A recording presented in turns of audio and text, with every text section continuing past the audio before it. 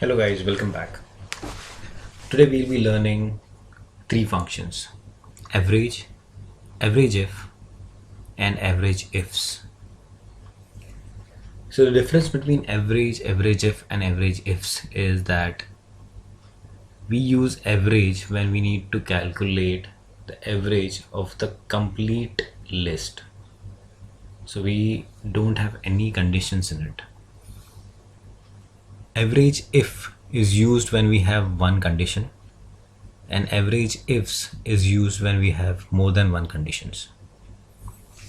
Here we have a table which contains employee name, work type, that is if the employee has worked overtime or regular, and the total number of hours the employee has worked.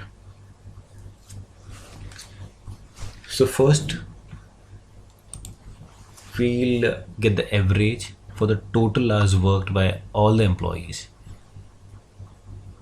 We'll be using the formula average, so we'll type an equal to average bracket start, then we'll select the hours worked, as we need the hours average.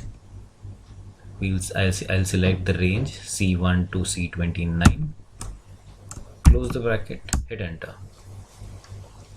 So on an average, an employee works 40 hours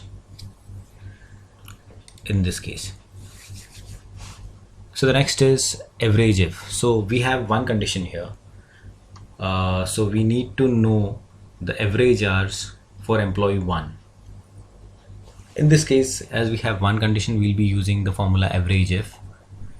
So I'll type in equal to Averageif bracket starts. So the first criteria is range. In our case, it is employee data, so I'll select the column A1 to A29. Then I'll select the criteria, which is employee 1. Again, I put a comma. Then the average range is the range which we need to average out. So in our case, it is hours worked. I'll select that column, which is C1 to C29. I'll close the bracket. I'll hit enter.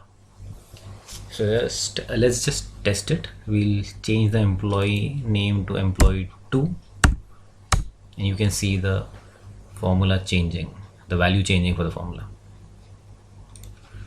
So the next scenario is Averageifs. So we have multiple criterias. We need to find out the average for employee 2, and we need to find out the hours that employee 2 worked for overtime. So we'll be using Averageif here, ifs here.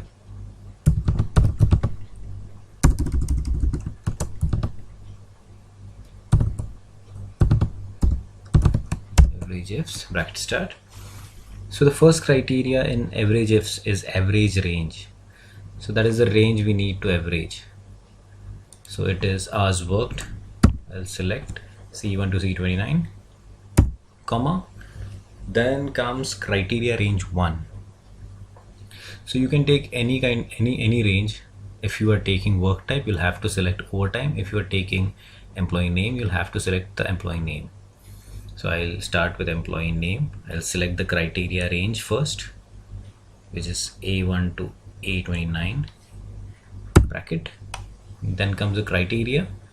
As we have selected the employee range, I'll select employee 2 here as a criteria, comma.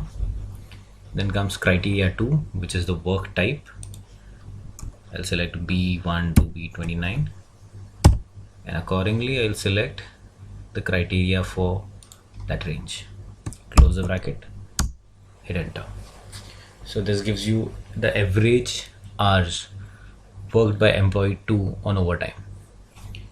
If we change the work type to regular,